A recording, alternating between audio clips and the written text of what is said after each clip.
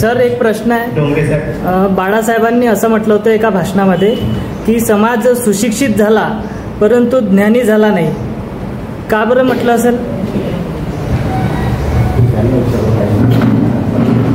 बाळासाहेब आंबेडकरांच्या एका वाक्याचा संदर्भ घेऊन त्यांची संपूर्ण भूमिका काय होती, ते कुठल्या मंचावर बोलत होते ते महत्वाचं असते. आणि त्यामुळे त्यांनी एक वाक्य जे म्हटलं ते कशाच्या संदर्भात म्हटलं, ते कुठल्या राजकीय व्यासपीठावर होते, ते विचारवंतांच्या व्यासपीठावर होते, ते धम्माच्या पीठावर होते, ते कुठून बोलत होते हे राजकीय व्यासपीठावर होते. तेव्हा बाळासाहेब आंबेडकरांची एक तक्रार कायम होती, ती होती शिकलेल्या लोकांच्या बाबत, की शिकलेली माणसं जी आहेत ती समूहाला, समाजाला अत्यंत चांगल्या पद्धतीने गाईड करू शकतात, पुढे घेऊन जाऊ शकतात. आणि म्हणून बाबासाहेब आंबेडकर जे आहेत ते सुद्धा असं मानायचे की माझ्या 10 वाजतापेक्षा वामनदादा कडकांचा एक जलसा जो आहे तो पुरेसा असतो, असं बाबासाहेब मानायचे. त्याचं कारण होतं की जी प्रबोधन करणारी माणसं आहेत ती अत्यंत चांगल्या पद्धतीने आपल्या समूहाला पुढे घेऊन जाऊ शकतात.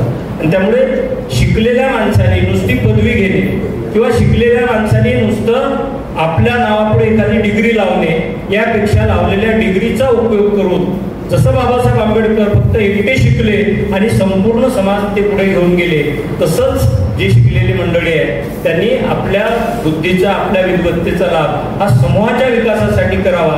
एकट्याचं घर 2 कोटीचं असलं त्यांनी समाजाची प्रगती मोजली जात नाही. तुमच्या गाडीवर मागे पुढे अशोक चक्र आणि बुद्ध लीला बाबासाहेबांची सही टाकली म्हणजे समाजाची प्रगती मोजली जात नाही.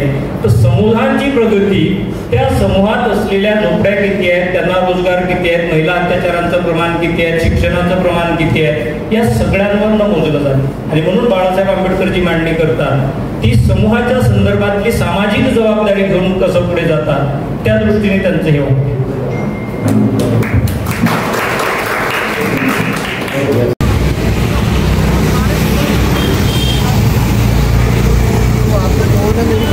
गाड़ी के पास फोन है, किसने गाड़ी खाली कर रहा है?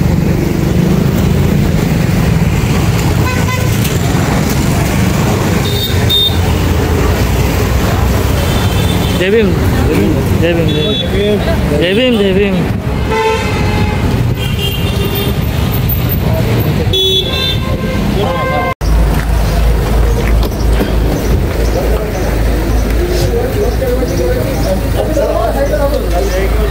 एक टॅग चढवला तर काय फरक नाही भाऊ.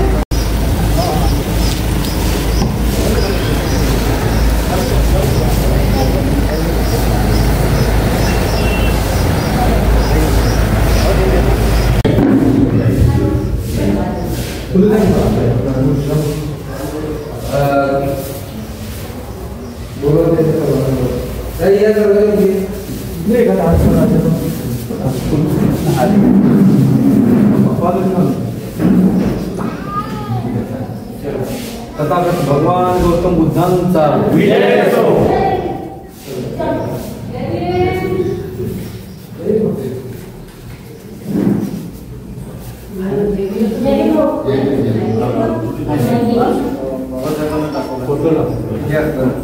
फोटो समोर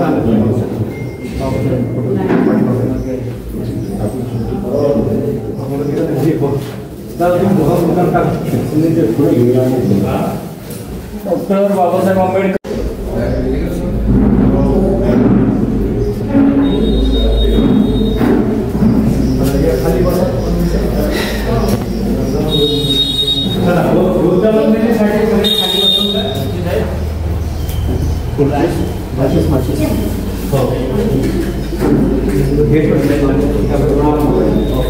आपल्या इथे गौतम संवाद दौऱ्यामध्ये मोबाईल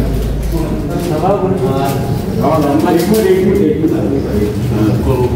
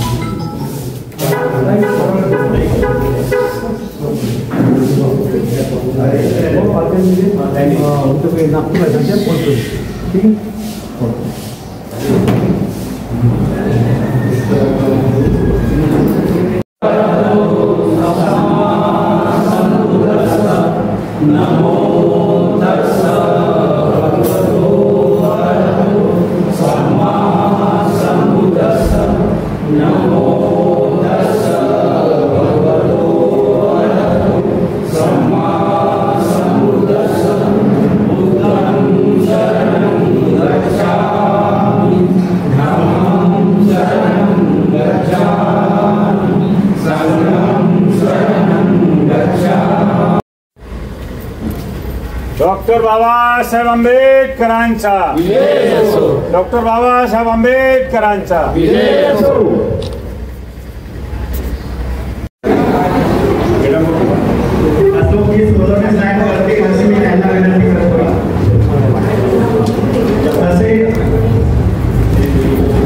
राजेंद्रजी पातोडे सर हे आपलं स्थान ग्रहण करतील असे मी त्यांना विनंती करतोय.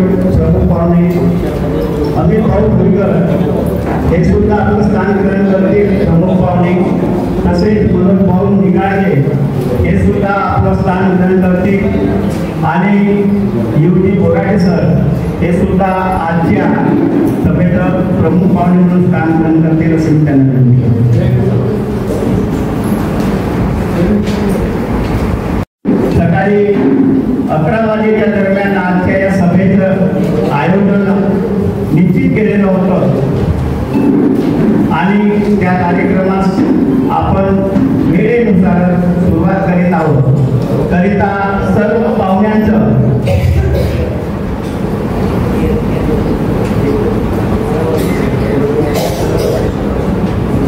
शब्दसुमनांनी टाळ्या वाजवून सर्वांनी स्वागत करावं असे मी सर्वांना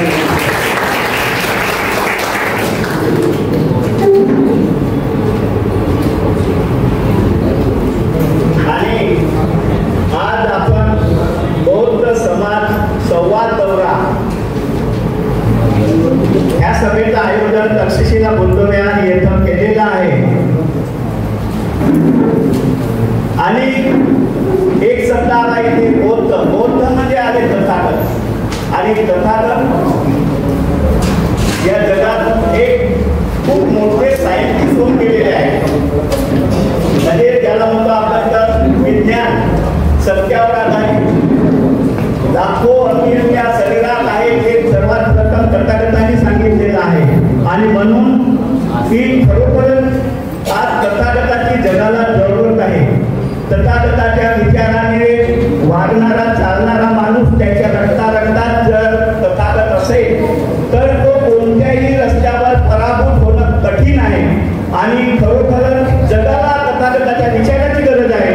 म्हणून आजच्या प्रसंगी ती बौद्ध समाज संवाद यात्रा ही जी तथागताच्या विचारावरती आधारित सर्वांना मार्गदर्शन करण्याकरिता आयोजित केलेली आहे. खरोखर प्रत्येकाला पुढे नेणारी आहे. विश्वतेत पुढे नेणारी आहे. शैक्षणिक मध्ये पुढे नेणारी आहे.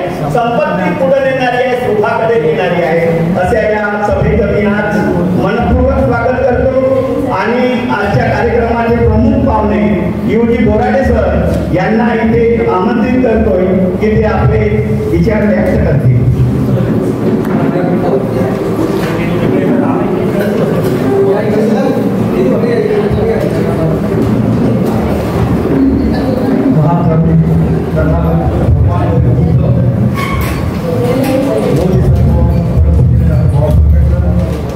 या महामानवाने सुरुवात करतो. संस्थेचे विद्यार्थी अध्यक्ष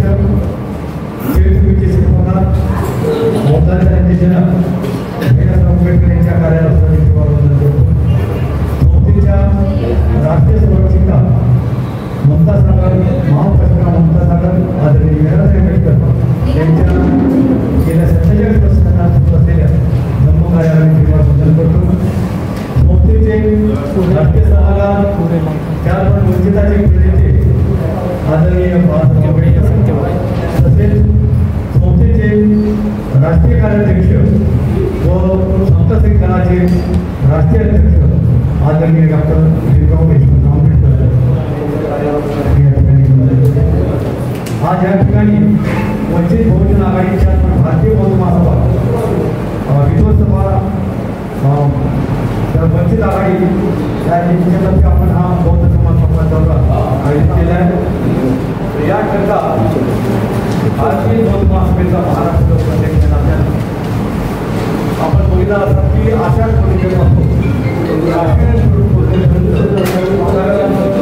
विचार आहे आता गंमत दिसत आहे की आपण भोजनाच्या माध्यमातून भारतीय बौद्ध महासभेच्या मालिका राबवलेली आहे आणि त्या मालिकेच्या त्यामुळे आपण प्रत्येक व्रतपठण केले असतो. याबद्दल भारतीय बौद्ध महासभेच्या वतीनं आपल्या सर्वांचं अभिनंदन करतो आणि धम्मकाराला आपण नाव घेतलं त्याबद्दल तुम्हाला शुभेच्छा देतो. या ठिकाणी हा बौद्ध संवाद दौरा आपण जे आयोजित केला आहे त्याच्या मागची पार्श्वभूमिका सांगतो की बाबासाहेब आंबेडकरांनी आपल्याला सांगितलं होतं की आपण धर्माचं कार्य करत असताना सुद्धा आपलं राजकीय अस्तित्व आपण सुद्धा निर्माण केलं पाहिजे. आपण बघितलं असेल की 1942 मध्ये डॉक्टर बाबासाहेब आंबेडकर हे गव्हर्नरच्या मंत्रिमंडळामध्ये मधून मंत्री होते. म्हणजे बाबासाहेबांनी राजकारण केलं आणि धम्मकारण केलं आणि त्यामुळे आपल्याला जेवढी धम्माची आवश्यकता आहे त्याचप्रमाणे जीवनामध्ये राजकीय सुद्धा अस्तित्व असलं पाहिजे, राजकीय महत्त्व कळलं पाहिजे. त्या दृष्टीने बाबासाहेबांनी आपल्याला ज्याप्रमाणे धम्माचा शिकवण दिलेली आहे त्याप्रमाणे आपल्याला सांगितलेलं आहे जा आणि तुमच्या घरातील भिंतीवर लिहून ठेवा की तुम्ही शासनकर्ते जमात करायला पाहिजे. शासनकर्ते जमात म्हणजे की आपण आपल्या लोकांना मुलांना शिक्षण देऊ वरिष्ठ अशा पदावर ठेवलं पाहिजे. तुम्ही तहसीलदार बनलं पाहिजे, IAS बनलं पाहिजे, IAS बनलं पाहिजे. म्हणजे अशा प्रकारे वरच्या पदावर गेल्यानंतर आम्ही आमच्या समाजाला एक चांगल्या प्रकारे योग्य असं मार्गदर्शन करू शकतो, योग्य असं आदर्श दिशा देऊ शकतो. तर अशाप्रमाणे धम्माचं काम करत असताना आपल्याला राजकारणी सुद्धा असतं. कारण आपल्यामध्ये बाबासाहेबांनी आपल्याला स्वाभिमान शिकवलं आहे आणि स्वाभिमान म्हणजे की जे काही आमचं अस्तित्व असेल ते आम्ही स्वतः आमचा विचार करू, आमची प्रगती असेल तर आम्ही करू, कुणावर अवलंबून राहू नये, अवलंबून राहणार नाही. म्हणजे स्वाभिमान आणि स्वाभिमान बाबासाहेबांनी शिकवलं. म्हणून आपण बघितलं असेल की बाबासाहेब आंबेडकरांनी स्वतंत्र मतदारसंघ काढलं, त्यानंतर शेड्यूल फेडरेशन काढलं, या माध्यमातून आपले आमदार खासदार निवडून होते. त्याप्रमाणे आदरणीय बाळासाहेब आंबेडकर या ठिकाणी कार्य करत आहेत. म्हणजे आपल्याला ह्या ठिकाणी बाळासाहेब आंबेडकरांची जे काही या ठिकाणी या लोकसभेमध्ये कार्य आपल्याला विचार मांडले आहेत त्यांनी आपल्या विचारातून हा समाज बांधवांना एकत्र आणण्याचा प्रयत्न केला आहे.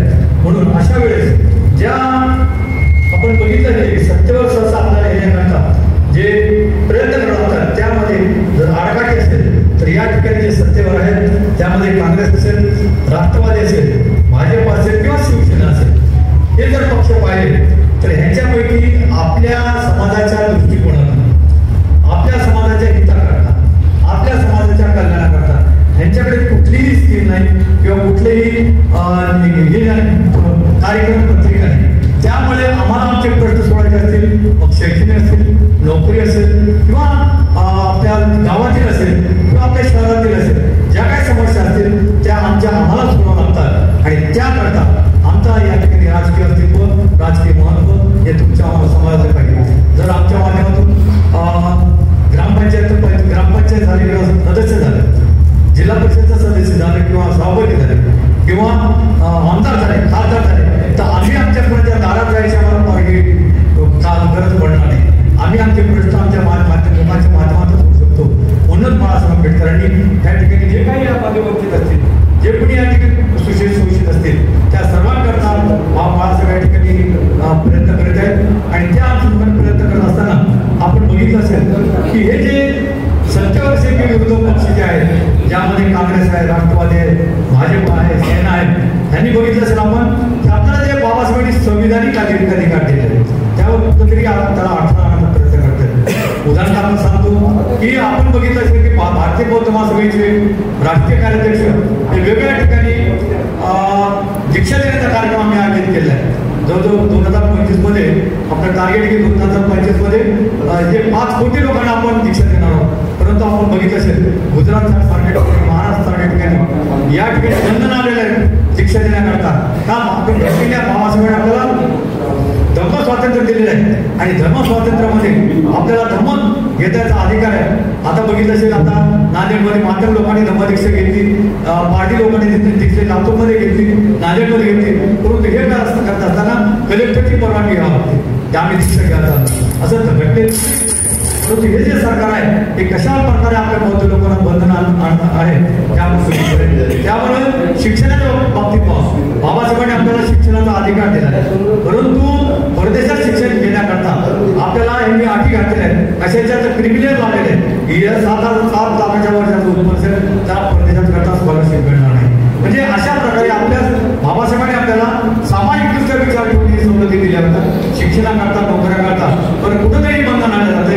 आपण बघितलं तर काँग्रेसच्या कार्यक्रमामध्ये त्यांनी प्रायव्हेटायझेशन आणलं, खाजगीकरण आणलं आणि खाजगीकरण आणल्यामुळे काय झालं की जे काही गव्हर्नमेंटच्या हे होते कार्यालय होते त्यांना प्रायव्हेटायझेशन केल्यामुळे त्यामध्ये जे काही रिझर्वेशन आहे ते रिझर्वेशन मिळू नये हा आमचा उद्देश आहे. आणि अशा प्रकारे काँग्रेस असो किंवा BJP असो, सेना असो का ते राष्ट्रवादी असो, आपल्याकरता कोणी धाव घेत नाही, प्रयत्न करीत नाही.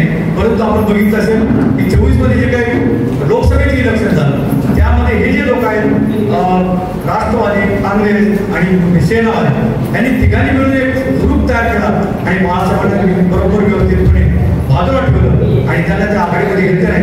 लोकांनी प्रश्न विचारायला लागले की बाळासाहेबांनी आघाडीमध्ये यायला पाहिजे होतं. बाळासाहेब किंवा हे लोक सोशल माध्यमातून टाकतात की बाळासाहेबांनी इतके कोटी घेतले किंवा बाळासाहेबांनी BJPची. अशा प्रकारे विविध प्रयत्नांनी बाळासाहेबांबद्दल लोकांमध्ये भ्रम निर्माण करू शकतात, करतात आणि म्हणून त्याचं निरासन करण्याकरता आपण हा संवाद म्हणजे काय की तुमच्यामध्ये चर्चा होते आणि आपण जे विविध मंडळ आहे आणि बाळासाहेबांनी जे काय कार्यक्रम राबवलं आपल्या लोकांच्या प्रश्नाकरता, आपल्या लोकांच्या सवलती करता बाळासाहेब जे काही प्रयत्न करतात ते आम्ही राबवत असतो. पण तुमच्या आमच्यामध्ये कुठे संवाद असल्यामुळे संवाद पाहिजे, एकमेकांच्या विचाराच्या देवाणघेवाण पाहिजे, ह्या दृष्टिकोनातून हा संवाद दौरा आयोजित केला आहे. तर आपल्याला जे काही पुढे सांगतील त्याप्रमाणे नियोजन करूया. जय भीम, जय बुद्ध, जय भारत.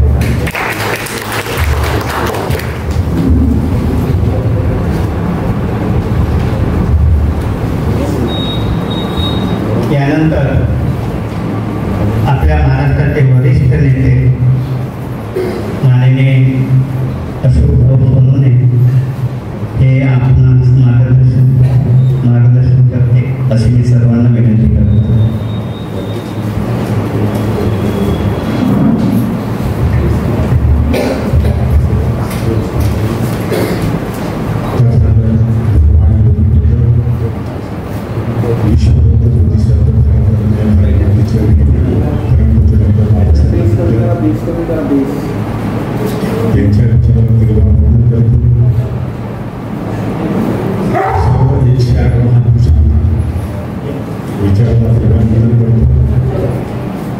वाडी येथे या पवित्र विहारामध्ये आणि हे सर्व माझे समाज बांधव, माझ्या माता भगिनी, वडीलधारी मंडळी, युवक मंडळी यांना मानसन्मानाचा जय भीम करतो.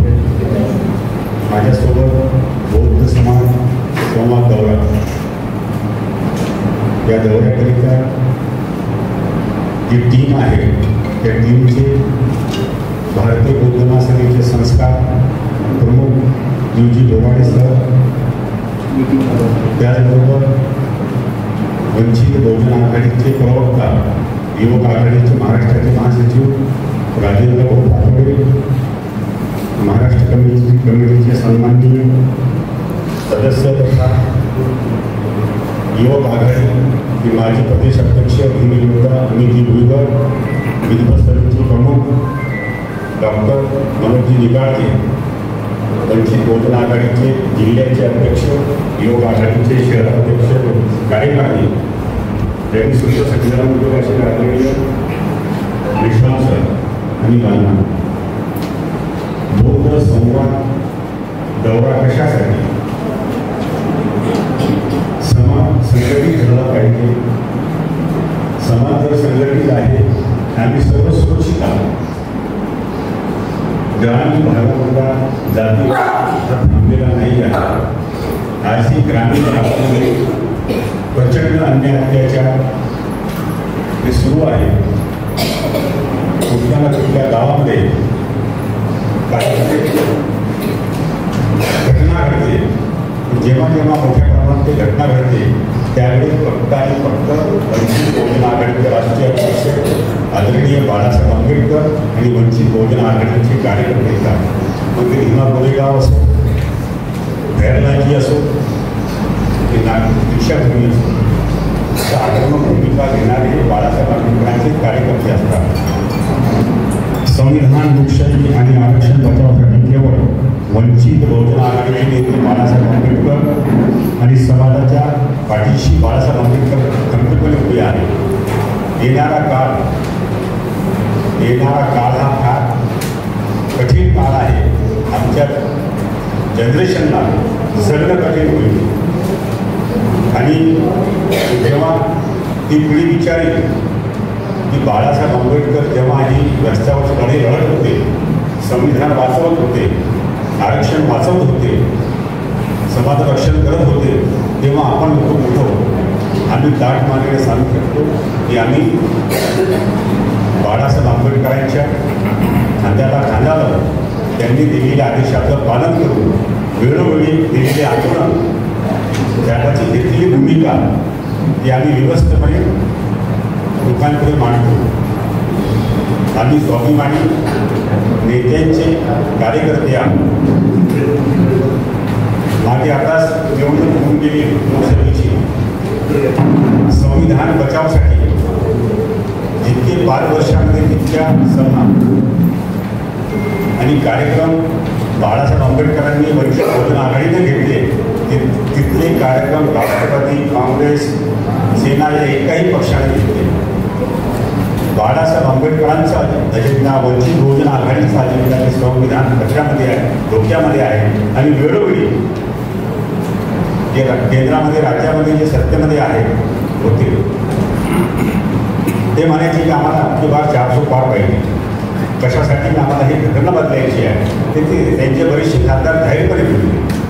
तुम्हाला कदाचित सगळ्यांना माहीत असेल ती भूमिका फक्त बाळासाहेबांनी घेतली की संविधान वाचवणं गरजेचं आहे. संविधान वाचलं तर आमचं आरक्षण मिळेल आणि आमच्या सगळ्या पिढीच्या सुखसुविधा मिळतील. तो अजेंडा महाविकास आघाडीने सोडला. आमच्यामध्ये विचारवंत त्यांनी लाभाची पदं भोगली. काही पाकिट संस्कृती करून बिहारमध्ये जाऊन, बौद्ध वस्तीमध्ये जाऊन व संविधान धोक्यामध्ये आहे, संविधान धोक्यामध्ये आहे आणि हे लोकांच्या मनामध्ये रुजवलं. आणि आमची हक्काची मतं, बाबासाहेब आंबेडकरांची रक्तांची मतं त्या लोकांनी त्यांच्याकडे वळून घेतली. चळवळीला फार मोठा परिणाम झाला. आता अशा प्रकारे जर हे आमचा अजेंडा घेऊन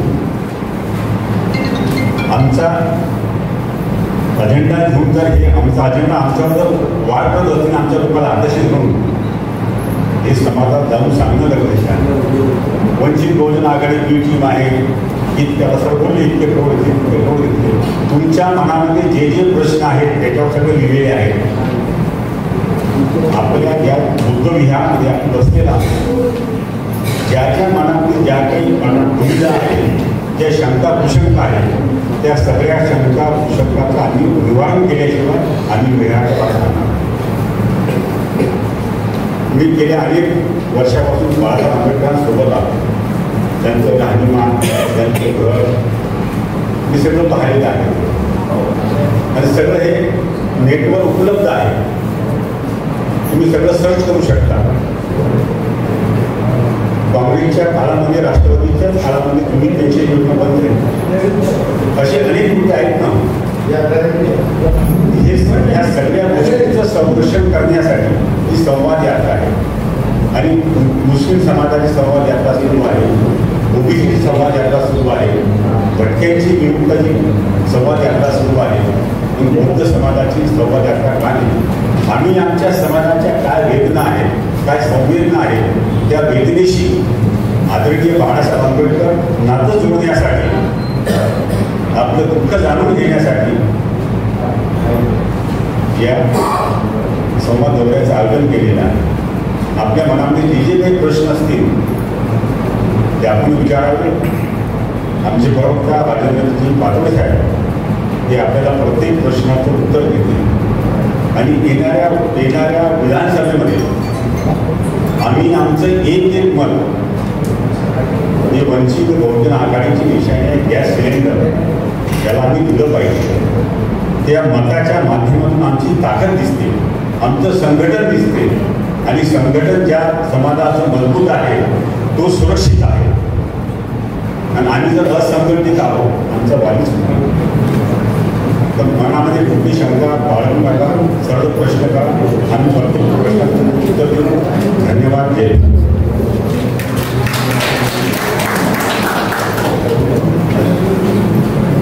धन्यवाद पाटोळे साहेब. यापूर्वी दौलामेटी गावाची थोडी रूपरेखा तुम्हाला सांगायची होती, परंतु राजकीय इतिहास इतका असा आहे की 2010ला डायरेक्ट रिपब्लिकन पक्षाच्या नावाने इथला सरपंच बसला. 2021ला या गावाचा 2031ला वंचित या पक्षाच्या आधारे सर्वात जास्त बहुमताचा आधार घेऊन गावाचा सरपंच वंचित बहुजन आघाडीचा झाला. त्याच्यानंतरही पंचायत समिती सदस्य सुद्धा वंचित बहुजन आघाडीचा झाला. आणि म्हणजे इथलं सचेत गाव आहे असं म्हणायला हरकत नाही. जागृत कार्यकर्ते आहेत, त्या सर्वांचं मी स्वागत करतो. आणि यानंतर ज्या कुणाला प्रश्न विचारायचे असतील त्या प्रश्नाचं उत्तर माननीय पाटोळे साहेब, रवींद्र भाऊ पाटोळे हे आपल्या प्रश्नाचं उत्तर देतील. जे काही शंका कुशंका तथागताच्या विचाराविषयी म्हणा, वंचित विषयी म्हणा किंवा अजून आंबेडकरी विषयाच्या कोणत्याही विषयावर मला काही विचारायचं असेल तर त्यास माननीय रवींद्र भाऊ पाटोळे, राजेंद्र भाऊ पाटोळे हे आपणास त्याचं सविस्तर उत्तर देतील अशी सर्वांना विनंती करतो. आपले जे प्रश्न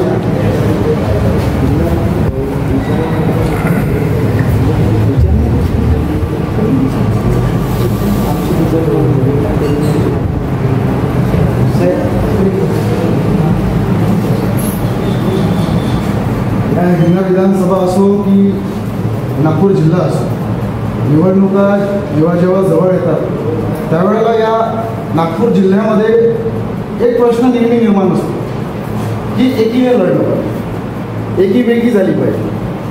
ज्या पक्षांचं काहीच नाही, जसं RPIच्या नावावर काहीच नाही, कवाळेंच्या नावावर इथे काहीच नाही, आठवलेच्या नावावर सुद्धा काहीच नाही, पण समाजाला फसवण्यासाठी काही उंदर नागपूर जिल्ह्यामध्ये हा प्रचार अतिशय ताकदीनं पसरवत असतो.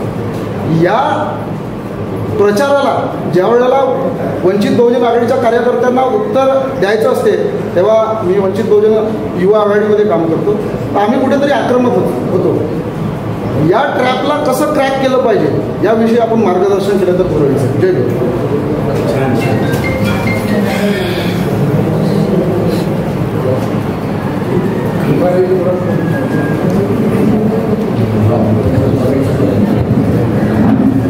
अत्यंत चांगला मुद्दा आहे. जेव्हा निवडणुका येतात तेव्हा आम्हाला या ट्रॅकमध्ये अडकवलं जाते आणि हे काही नवीन नाही. हा खेळ शरद पवारांनी सुरू केलेला आहे आंबेडकरी चळवळीमध्ये. पहिल्यांदा पक्षाची शक्ल झाली आहे आणि तुमचं राजकीय अस्तित्व उरलं नाही, ही जी भावना आहे ती जनमानसात पेरण्याची भूमिका जी आहे ती इतर राजकीय पक्ष घेत असतात. त्यामध्ये काँग्रेस सगळ्यात पुढे असतो. तो आपल्या समूहाला सातत्याने खाली दाखवण्यासाठी आमच्या सगळ्या राजकीय पक्षांना एका गटामध्ये त्यांना विभाजित केलेलं आहे आणि तुमचं काहीही उरलं नाही, तुम्ही एकत्र नाही. आणि ज्या समूहामध्ये अशी भावना असते की आमचे राजकीय नेते विखुरलेले आहेत, ते फुटलेले आहेत, तेव्हा तो समूह त्या राजकीय पक्षांचा नेत्यांचा आदर करत नाही. ही जी काही मानसिक अवस्था असते ती मानसिक अवस्था बौद्ध मतदारांची झाली पाहिजे, आंबेडकरी समूहाची झाली पाहिजे. म्हणून हा खेळ सातत्याने सुरू केला जातो आणि तो शरद पवार सुरू करत होतो. आता त्याला काँग्रेसने हातात घेतलंय. आता जे एकत्र या सगळ्यांनी मिळून आणि मग तुमची राजकीय शक्ती एकच उमेदवार द्यायचा, सगळ्या पक्षांनी एकत्र आलं पाहिजे, विशेषतः आंबेडकरी चळवळीच्या पक्षांनी एकत्र आलं पाहिजे, असं आपल्यातल्याच काही तरुणांना पुढे करून ही मोहीम सुरू होते. ही मोहीम जे सुरू करत असतात त्यांची पार्श्वभूमी तपासली पाहिजे की कोण लोक आहेत की जे हे आंदोलन करतायत. तर त्यांचा जर पूर्व इतिहास पाहिला तर एक तर ते 4-5 पक्ष फिरून आलेले असतात.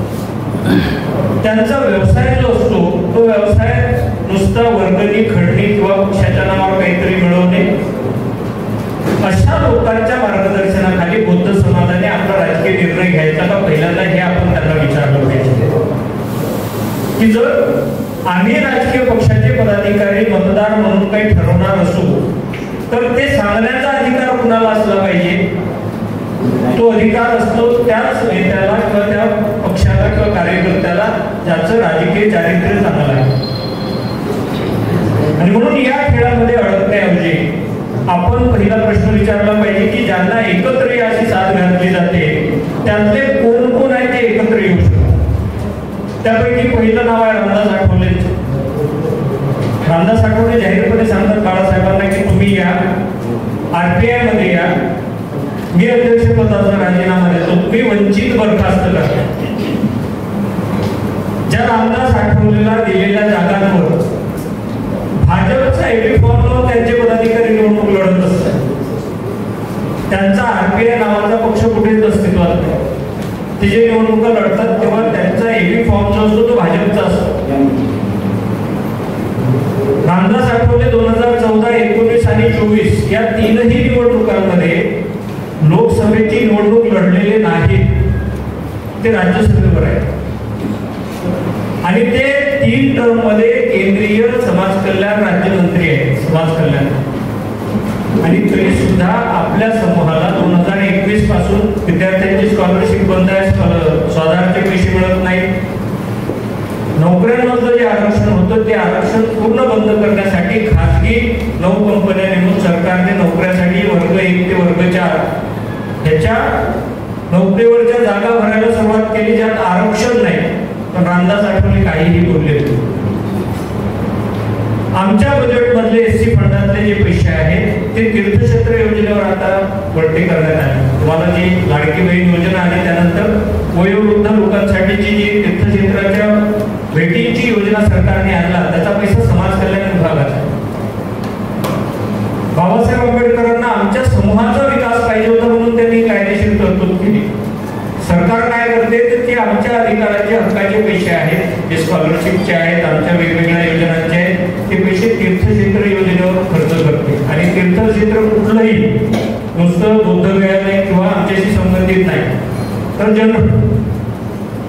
मग जर जनरलला हा पैसा जात असेल तर तो मिसयूज आहे. मग अशा माणसांबरोबर आपल्याला आघाडीत जायचं आहे का? दुसरे जोगेंद्र कवाडे ते कोणाबरोबर आघाडीत आहेत? ते आहेत शिंदे सेनेबरोबर. मग ते आपलं सगळं सोडून RTI म्हणून येणार आहेत का? कारण त्यांचा आता सध्याला जोगेंद्र कवाडेंचं एकच ध्येय आहे की काहीही करून मुलाला त्यांना सेट करायचं. समूह, समाज, प्रश्न याच्याशी त्यांना काही देणं घेणं. त्यांचा एकुलता एक ध्येय काय आहे तर फक्त त्यांचा जो मुलगा आहे त्यांचं राजकीय पुनर्वसन झालं पाहिजे, यासाठीच त्यांचे सगळे प्रयत्न सुरू आहेत. तिसरं नाव जे आहे ते आहे राजेंद्र गवई. कारण आता राजू गवई त्यांचे दोन्हीही चिरंजीव राजू गवई. चळवळीची माती करण्यात सगळ्यात जास्त पुढाकार कोणी घेतला असेल आंबेडकरी चळवळी तर तो राजू गवई. 2500 वर्ष जे आमच्या बरोबर होऊ शकलं नाही ते केवळ राजू गवईंच्या काळामध्ये आपल्या बरोबर झालं. आता त्यांच्या दोन्ही चिरंजीवांनी मिळून एकाने न्यायव्यवस्थेमार्फत आणि एकाने नागपूरच्या दीक्षाभूमीच्या स्मारक समितीच्या नावावर आपल्या सगळ्या समूहाची वाट लावायचं ठरवलं. हे जो आरक्षणाच्या संदर्भातला वर्गीकरणाचा निर्णय आलेला आहे त्यामध्ये क्रिमिलेअर लावली पाहिजे हे राजू गवईच्या चिरंजीवांचं मत आहे.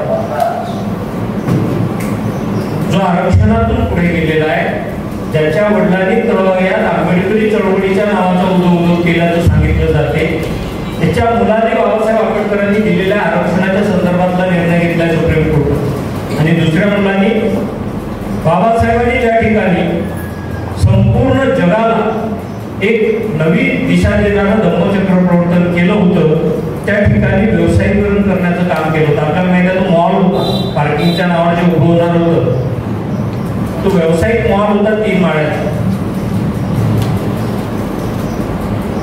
आता मग राजेंद्र गवईला घेऊन चळवळ चालवायची आहे का? तर हा प्रश्न जो आहे तो समाजापुढे नाही. समाजाला आता कुठल्याही एकीकरणाची, युतीची गरज नाही. समाजाच्या लक्षात आलेलं आहे की आम्हाला कुणाच्या पाठीशी उभं राहायचं आहे, ते नाव आहे फक्त बाळासाहेब आंबेडकर. कारण आता लढणारं कुणीच नाही. या तिन्ही लोकांनी आपल्या राजकीय सामाजिक ऍडजस्टमेंट करून आपली सगळी पदं मिळवली, संपत्ती कमवली. रामदास आठवले हे सातारा जिल्ह्यातले, ते मुंबईमध्ये सिद्धार्थ कॉलेजच्या एका हॉस्टेलमध्ये राहतात. आज त्यांचं कलानगरमध्ये, जिथे बाळ ठाकरे राहतात, त्यांच्या नेक्स्ट 4 माळ्याचं घर आहे, ज्याची किंमत 1700 कोटी रुपये. रामदास आठवलेंचा बिझनेस काय करतात? तर ते माजी मंत्री आहेत आणि आता समाज कल्याण मंत्री. मंत्र्याला पगार किती असतो? एखादा नेता जर 1700 कोटीचं घर बांधतो, तेव्हा अशा सगळ्या माणसांनी मिळवलेलं वैभव हे समाजाला विकून तयार झालेलं असते, हे लक्षात. आणि म्हणून आम्ही आपल्यापर्यंत येण्याचं कारणच असं आहे की ज्या 2-3 बाबींचा उल्लेख झाला, त्यातला पहिला जो आहे तो बाळासाहेबांच्या संदर्भात असं सांगितलं जाते की बाळासाहेब आंबेडकर जे आहेत ते भाजपला निवडून येण्यासाठी मदत करतात आणि त्यांचं सगळं राजकारण जे आहे ते भाजपला पूरक असतं. आणि हे करत असताना काय सांगितलं जातं दुसरं की बाळासाहेब आंबेडकर 300 कोटी घेतले, 500 कोटी घेतले, 700 कोटी घेतले, असं सगळा अपप्रचार जो आहे तो बाळासाहेबांच्या संदर्भात केला जातो. 2-3 गोष्टींची मी आपल्याकडे मांडणी करतो आणि मग मला 100% खात्री आहे की मी जेव्हा खाली बसेल तेव्हा तुम्ही आमच्या वतीने समाजात त्या गोष्टीची पेरणी कराल की वस्तुस्थिती काय. बाळासाहेब आंबेडकरांनी 11 निवडणुका लढल्या अकोल्यात, त्यापैकी 9 वेळा ते पराभूत झाले. आता तुमच्याकडे ग्रामपंचायत होती, ग्रामपंचायत मध्ये जो वार्डात उभा राहतो ना, त्यालाही माहित असते की निवडून कसं यायचं. बाळासाहेब आंबेडकरांनी जर भाजपची हातमिळवणी केली असती तर बाळासाहेब आंबेडकर पराभूत कशी होऊ शकते? तुम्ही उभे राहा आणि निवडणुकीमध्ये पराभूत व्हा, हे करायसाठी कुठलाही राजकीय पक्षाचा कार्यकर्ता जो असतो तो तयार होत नाही. तुम्ही पाहिलं का कधी पॅनलमध्ये तुम्ही घेतलं, त्याला सांगितलं की तू पडणार आहे, उभा मारामारा होतं डायरेक्ट. बाळासाहेब आंबेडकरांवरती आरोप करणारी माणसं हा विचारच करत नाही की बाळासाहेब जे पराभूत होतात तिथे भाजप निवडून येते त्यांच्या विरोधात. बाळासाहेबांचं सेटिंग जर भाजप बरोबर असेल तर काँग्रेस निवडून यायला पाहिजे, कारण यांचं ठरलेलं आहे.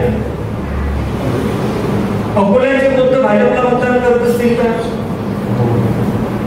ज्या जिल्ह्यामध्ये सगळ्यात जास्त परिवर्तन आहे, जिथे जिल्हा परिषद 25 वर्ष आमच्याकडे आहे, जिथे महापौर आपल्या पक्षाचा असतो, जिथे पंचायत समितीचे सगळे सभापती आपल्या पक्षाचे असतात, जिथे आमदार आपल्या पक्षाचे असतात, जिथे बाळासाहेब 2दा निवडून आले 98-99ला, त्या ठिकाणी बाळासाहेब भाजप बरोबर बसले.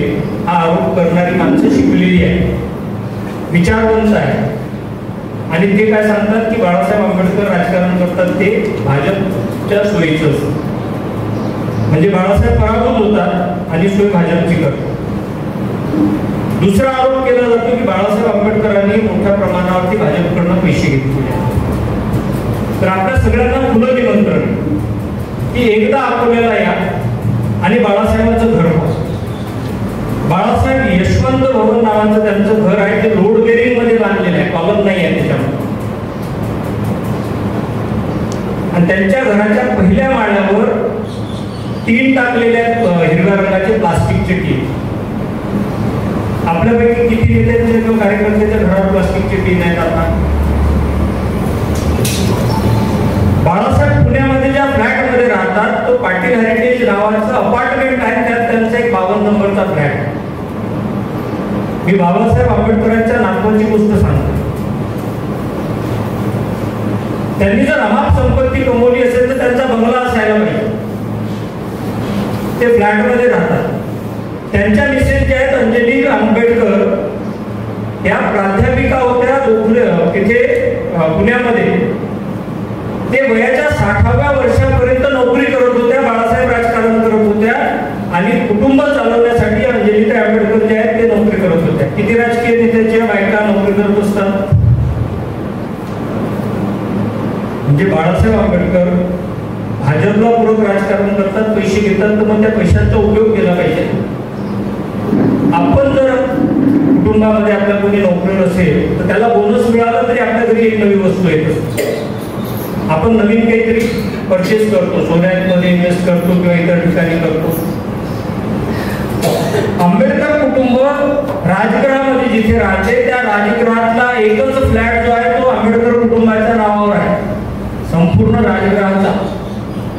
तो सुद्धा भैयासाहेब आंबेडकरांनी 37,000 रुपये पीपल्स इम्प्रुव्हमेंट ट्रस्टला भरले आणि विकत घेतलेला आहे. त्यांच्या वडिलांनी बांधलेल्या घरामध्ये त्यांनी विकत घेतलेला फ्लॅट आणि इतर ठिकाणी वरच्या माळ्यावरती भाडेकरू जे ट्रस्टने ठेवलेले आहेत त्याची केस कोर्टामध्ये सुरू.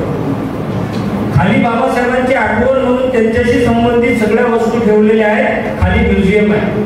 म्हणजे मीराताई आनंदराज आंबेडकर, भीमरावजी आंबेडकर यांचं कुटुंब फक्त एका फ्लॅटमध्ये राहते राजगृहामध्ये. म्हणजे बाळासाहेब आंबेडकर भाजपला राजकारण करतात, बाळासाहेब पैसे घेतात असा जो आरोप करणारी नालायक माणसं आहे.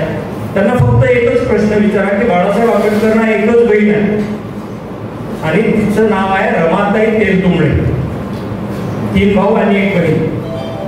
याच रमाताईचे मिस्टर डॉक्टर आनंद तेलतुंबडे यांना भाजपवाल्यांनी 2.5 वर्ष जेलमध्ये टाकलं होतं. त्यांची चूक एवढी होती की त्यांनी काही लेख लिहिले होते आणि ते माओवादी चळवळीचं समर्थन करणारे आहेत. एल्गार परिषदेमध्ये त्यांचा सहभाग आहे. या नावाखाली 2.5 वर्ष डॉक्टर आनंद तेलतुंबडे जेलमध्ये होते. बाळासाहेब आंबेडकरांचा एकुलता एक जावई 2.5 वर्ष जेलमध्ये होता आणि लोक सांगतात की हे भाजपला पूरक राजकारण. कसं शक्य आहे की तुम्ही पैसे घेताय 300 कोटी 500 कोटी, तुम्ही टिनाच्या घरामध्ये राहता, तुमच्या नावावरती एकही 4 व्हीलर नाही, तुमची पत्नी पूर्ण वेळ रिटायर्ड होईपर्यंत नोकरी करते, तुमचं संपूर्ण कुटुंब एकाच फ्लॅटमध्ये राहते, तुमच्या आजोबांनी बांधलेल्या प्रॉपर्टीमध्ये, तुमच्या जावयाला 2.5 वर्ष जेलमध्ये ठेवलं जाते. एवढं सगळं घडत असताना समूह त्यावर विश्वास ठेवायला तयार आहे. कुणीही या बाबीची चिकित्सा करत नाही, विचारत नाही की तुम्ही असा प्रश्न कसा करू शकता. बाळासाहेब आंबेडकरांना जर काही व्हायचं असेल तर ते आंबेडकर या एकट्या आडनावाखाली त्यांच्या राजगृहापुढे कायम लाल दिव्याची गाडी उभी करू शकतात. कुणाचीही गरज नाही, पक्ष चालवण्याची नाही, आंदोलन करण्याची नाही, बाहेर जाण्याची गरज नाही. त्यांनी घराच्या बाहेर निघाले नाही तरी सुद्धा ते आंबेडकर या एकट्या आडनावाखाली देशातलं कुठलंही पद घेऊ शकतात, सरकार कुणाचंही असो. बाळासाहेब आंबेडकर तुमच्या आमच्यासाठी लढतायत, तुमच्या आमच्यासाठी हा पराभव घेतात. हे समाजाने समजून घेण्याची गरज आहे. आरोप करणे खूप सोपं आहे आणि कोण करते आरोप तर ज्यांच्या पायाच्या नखापासून केसापर्यंत बाबासाहेब आंबेडकरांचे उपकार आहेत ती शिकलेली माणसं प्रामुख्याने असा आरोप करतात. ते भाजप, काँग्रेस आणि इतर राजकीय पक्षांनी केलेल्या आरोपाचे बळी पडतात आणि मग सांगतात की वंचित बहुजन आघाडी बी टीम आहे. आम्ही बी टीम असतो तर मग आज काँग्रेसचे जे प्रदेशाध्यक्ष आहेत नाना पटोले ते 2014 ते 2017 भाजपचे खासदार होते. ते आज काँग्रेस कमिटीचे महाराष्ट्राचे अध्यक्ष आहेत.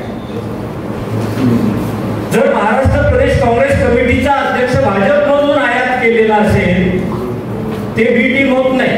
बी टीम कोण आहे? वंचित बहुजन आघाडी. शरद पवारांचे पुतणे अजित पवार रात्रीच्या अंधारात जाऊन उपमुख्यमंत्री होतात. उपमुख्यमंत्री होऊन स्वतःवरच्या 25,000 कोटीच्या भ्रष्टाचाराच्या केसेस काढून घेतात आणि परत येऊन महाविकास आघाडीमध्ये उपमुख्यमंत्री होतात. हे बी टीम होत नाही. बी टीम कोण आहे? वंचित बहुजन आघाडी. ज्या शिवसेनेने 25 वर्ष महाराष्ट्रामध्ये भाजप वाढवली त्यांच्याबरोबर आघाडीमध्ये होते, ज्या बाळ ठाकरेंनी बाबासाहेब आंबेडकरांना निजामाचं हस्तक म्हटलं, ज्या बाळ ठाकरेमुळे मराठवाडा विद्यापीठाच्या आंदोलनामध्ये अनेक कुटुंबाला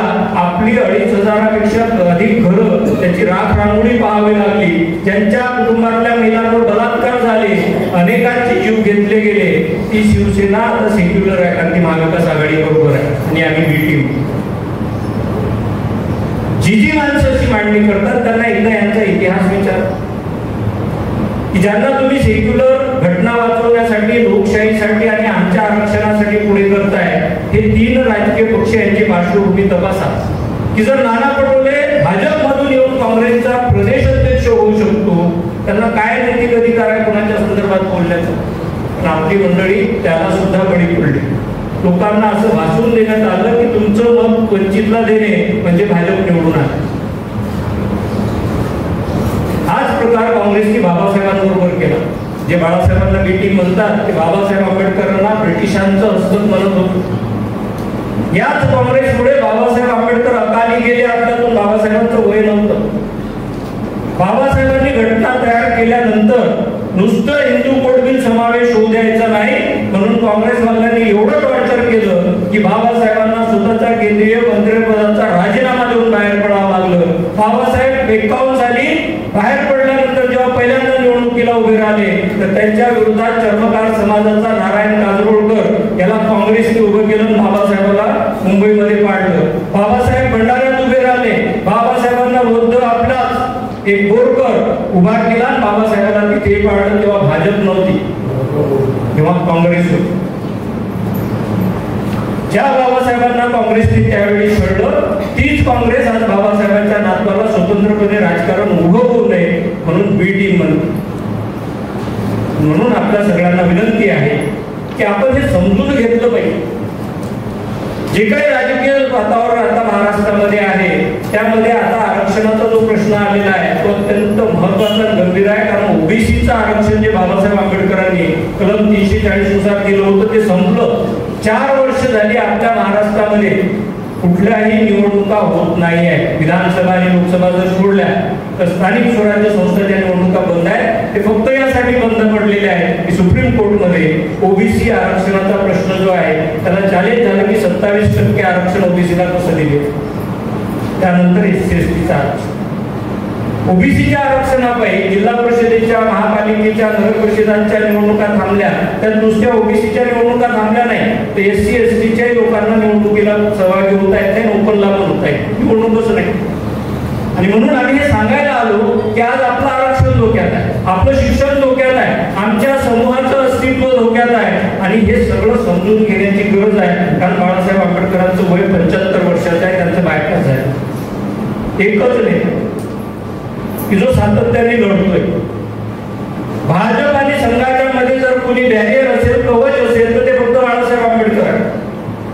इतर कुणालाही ती हिंमत नाही किंवा ते त्यांचं राजकीय चारित्र्य नाही की ते या सगळ्यांशी मिळू शकतात. आणि म्हणून समाजापुढे हे संवाद साधण्यासाठी येताना आम्ही विनंती करायला आलो की ह्या सगळ्या बाबीत आपण एकदा आपसात चर्चा करा, आपल्या नातेवाईकात बोला आणि जी माणसं बाळासाहेब आंबेडकर आणि वंचित बहुजन आघाडीच्या विरोधात बोलतात त्यांना विचारा की बाळासाहेब आंबेडकरांच्या संदर्भात केले जाणाऱ्या आरोपांवरती तुमच्याकडे पुरावे काय. आणि पॉम्पलेट दिलं त्यावरती आमचे सगळ्यांचे मोबाईल नंबर. जो कोणी विद्वान तुम्हाला अशा पद्धतीची मांडणी करणारा मिळेल त्याला एकदा आमच्याशी कनेक्ट करून द्या, आम्ही त्याला समजावून सांगू, आम्ही त्यांच्याशी बोलू.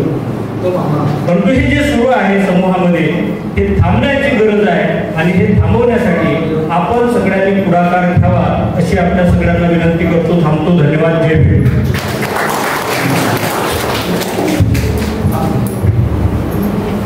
त्यानंतर या कुणाला काही प्रश्न अजून विचारायचे असतील त्यांनी विचारायचे. दिनांक 1 ऑगस्ट 2024 ला सुप्रीम कोर्टाचा संविधानिक SC/STच्या संविधानिक आरक्षणाच्या वर्गीकरणाचा जो निर्णय आला आहे त्यामध्ये क्रिमिलियरची पण अट घातली आहे. परंतु आपण जर विचार केला की EV Chinnaiah versus state of Andhra Pradesh यामध्ये जजमेंट आलं होतं की no classification can be allowed in a schedule caste because they are homogeneous. ठीक आहे, आज महाराष्ट्रात 59 कास्ट आहे, त्याच्यामध्ये हे विभाजन कसं काय आणि हे कोणत्या हेतूने करत आहे. आज श्रद्धेय प्रकाश बाळासाहेब आंबेडकरांनी रिव्ह्यू पिटिशन सुप्रीम कोर्टात दाखल केलं आहे. कालची न्यूज आहे की ते सगळे रिव्ह्यू पिटिशन जे आहे ते रिजेक्ट करण्यात आलेले आहे. तर या हिशोबाने जर पाहिलं तर आपलंही रिव्ह्यू पिटिशन हे रिजेक्ट झालं आहे का? आणि next question, can parliament have a right to make a legislator law in supreme court? म्हणजे सुप्रीम कोर्टात हे कायदे बनणार का? आता जे निर्णय संसदेत घेतले जायला पाहिजे, जे पार्लमेंट म्हणजे राष्ट्रपतीद्वारे घेण्यात आले पाहिजे, यामध्ये सरळ 340, 15(4) आणि 16(4)चं उल्लंघन आहे. आणि जातीनं जर आपण विचार केला तर ठीक आहे, क्लासिफिकेशन पर्यंतच आपण म्हणू की एक ऍक्सेप्टेबल धोरण राहील त्याबाबत, परंतु जो क्रिमिलियरचा निर्णय आहे त्यामुळे आपलं आरक्षण संपुष्टात येईल. म्हणून मला हा प्रश्न विचारायचा आहे की आपली वल्गना इतकी का की आपलं रिव्ह्यू पिटिशनही सुप्रीम कोर्टाने ऑब्झर्व करायला नको? आपण जे मेन पिटिशन आहे त्यातले ज्या क्वेरी तिथे मांडण्यात आल्या नाही आहे आणि सुप्रीम कोर्टाच्या 7 बेंचने जो निर्णय दिला आहे,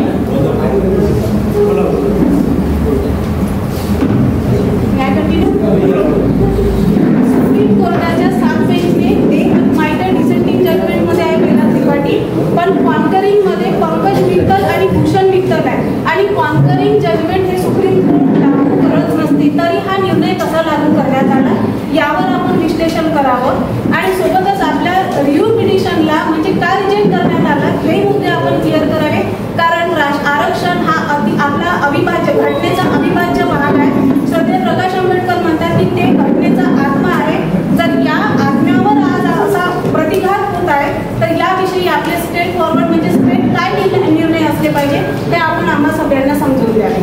थँक्यू. त्यानंतर धार्मिक गुरु आमचे प्रत्येक चंद्रकेची उपस्थित झाले आहेत, त्यांचं सप्त सुमनाने स्वागत.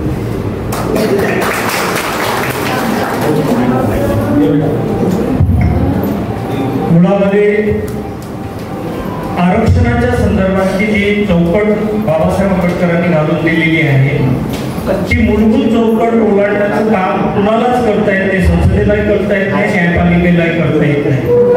आणि म्हणून आरक्षणाच्या संदर्भातला जो निर्णय सुप्रीम कोर्टाने घेतलाय, जे बाळासाहेब आंबेडकर सातत्याने सांगतायत की त्यांनी आपल्या अधिकाराला ओव्हररूल केलेला आहे.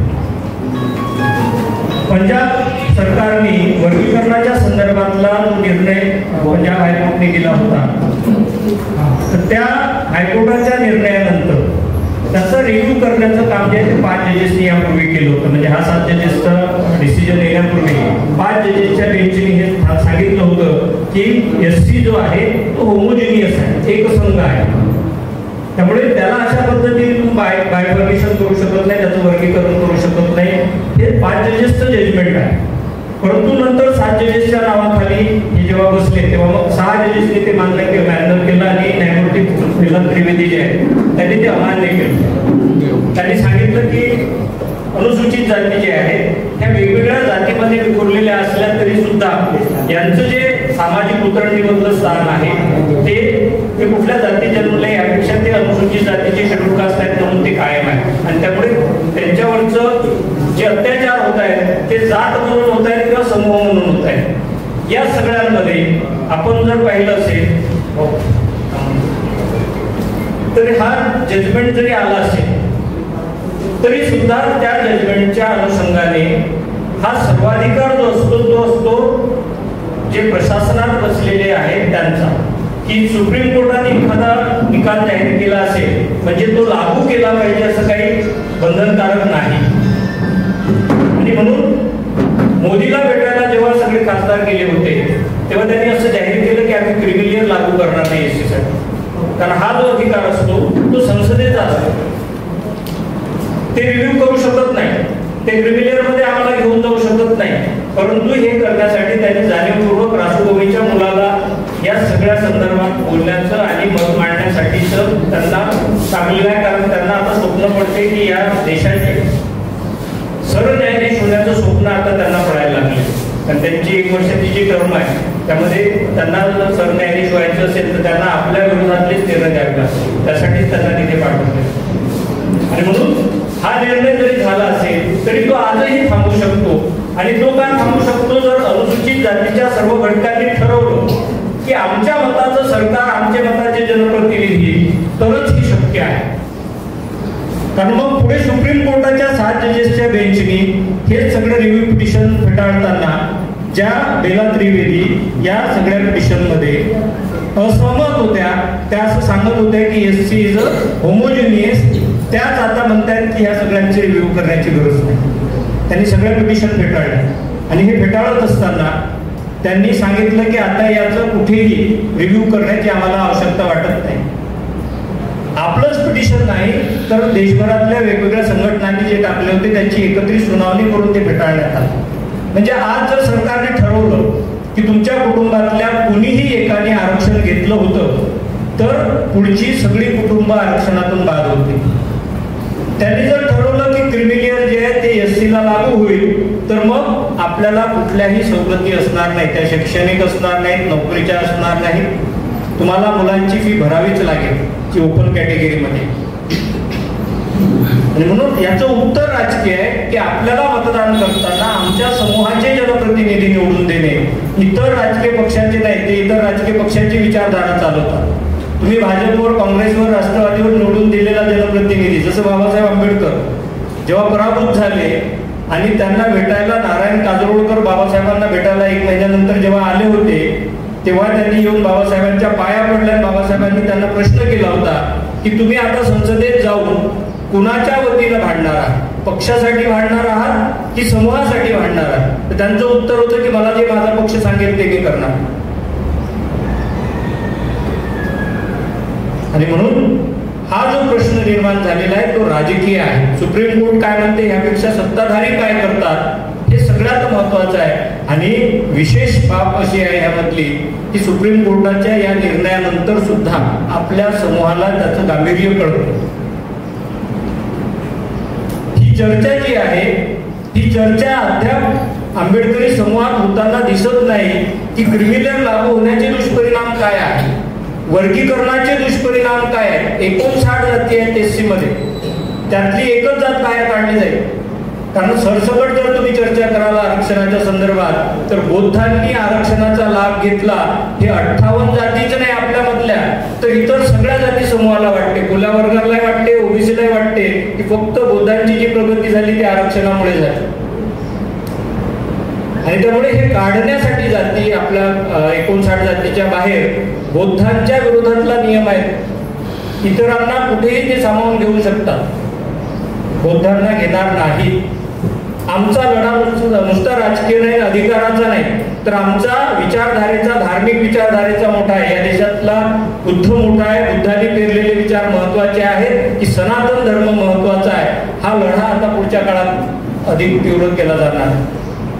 आणि तो तीव्र करायचा असेल तर ज्या समूहाने बाबासाहेब आंबेडकरांच्या आदेशावर बुद्धाची भूमी जी आहे ही देश तिथे पुन्हा हा धम्म पुनर्जीवित केला, त्यांना थांबवणं गरजेचं आहे. म्हणून आपल्या विरोधातले निर्णय होत आहे आणि ते रामदास आठवले थांबवू शकत नाही. ती हिंमत जोगेंद्र कवाडेमध्ये नाही, ते राजेंद्र गोईचं काम नाही, ते फक्त बाळासाहेब आंबेडकर करू शकतात आणि तेच या सगळ्या लढ्याचे प्रमुख होऊ शकतात. आणि म्हणून आम्ही विनंती करायला आलो की या सगळ्या बाबींचं गांभीर्य समजून आपण एकत्र येऊन राजकीय भूमिका घेणं गरजेचं आहे.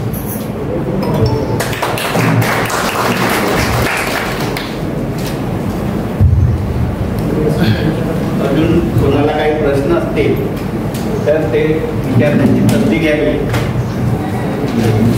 आजचे प्रमुख पाहुणे माननीय पातोळे सर यांनी चांगल्या प्रकारे हर प्रश्नाचं उत्तर दिलेलं आहे. आठवले, कवाळे भाऊ, सुलेखाताई या सर्वांच्या बाबतीत त्यांनी एक वाक्य सांगितलं, असे तुम्हाला बिघडवायला लावून राहिले. त्यानंतर एक अजून आम्हाला सांगितला की जे काँग्रेसची घंटी बनवून जिंदगीभर काम केलं राष्ट्र गवई साहेब यांनी एक पोरगा कायद्याचं परिवर्तन करायसाठी तुम्हाला कायद्यापासून दूर करण्यासाठी पुस्तकला पाठवलं आणि राजकारणात आम्हाला तुम्हाला विकायला निघाले. यानंतर सर एक प्रश्न आहे. डोंगरे साहेब, बाळासाहेबांनी असं म्हटलं होतं एका भाषणामध्ये की समाज सुशिक्षित झाला परंतु ज्ञानी झाला नाही. का बरं म्हटलं असेल?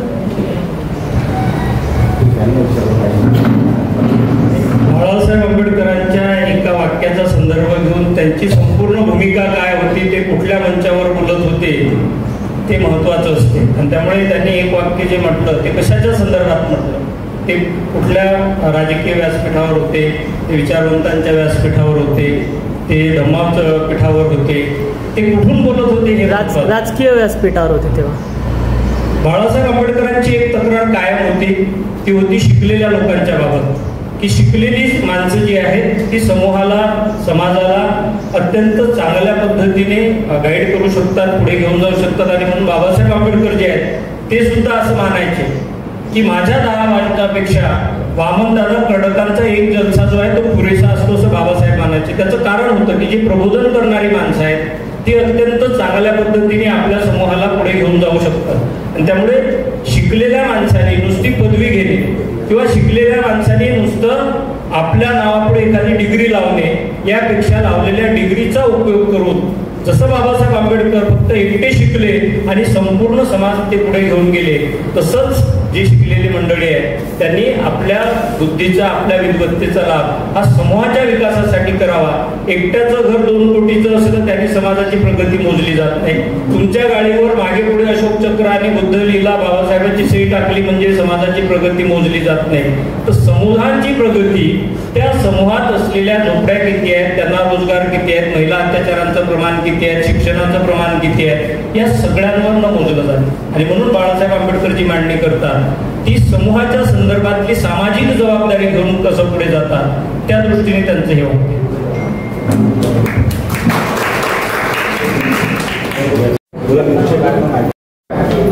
डॉक्टर बाळासाहेब आंबेडकर साहेबांनी PSP आणि बहिणजींना एक चर्चा करण्यासाठी संदेश दिलेला आहे, तो योग्य आहे की नाही आहे.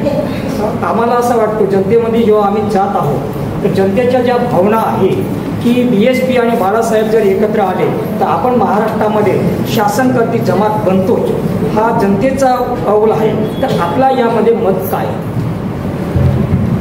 जे सर्वोच्च नेते बाळासाहेब आंबेडकर आहेत त्यांनी आपली भूमिका जाहीर केलेली आहे की जर बहुजन समाज पार्टी जी आहे ती अलायन्स करायला तयार असेल तर आम्ही त्यांच्याबरोबर जायला तयार आहोत.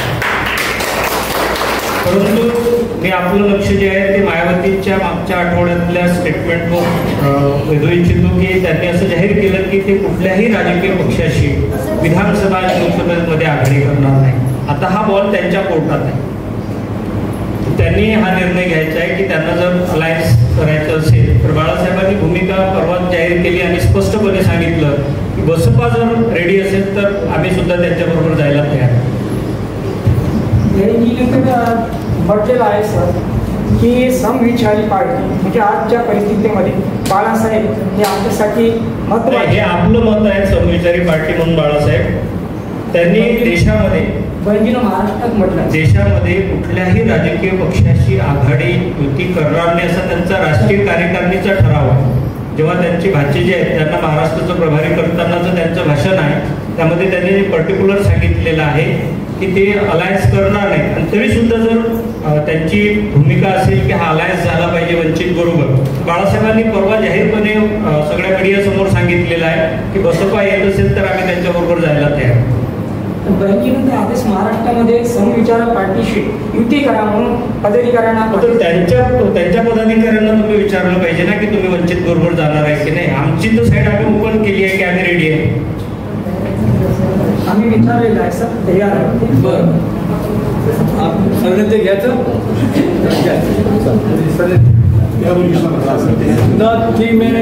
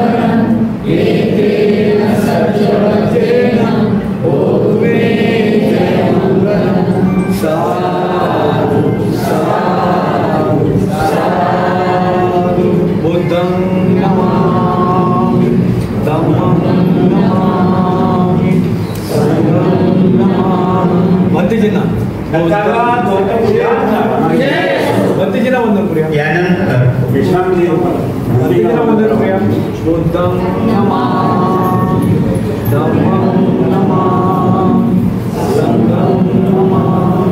जय भीम. यानंतर वंचितचे कार्यकर्ते नागेशभाऊ बोरकर